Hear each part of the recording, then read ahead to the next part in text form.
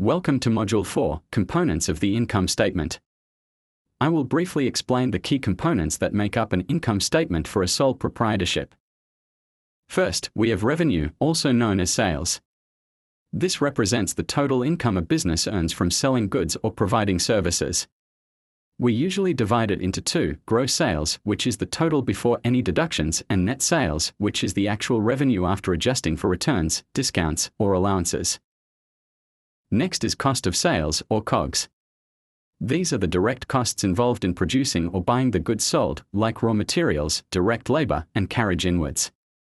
The formula used here is opening inventory plus net purchases plus any purchase expenses. When we subtract the cost of sales from net sales, we get gross profit.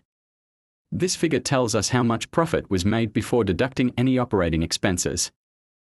Other revenues are earnings from sources outside the core business, such as interest income, rental income, or dividends.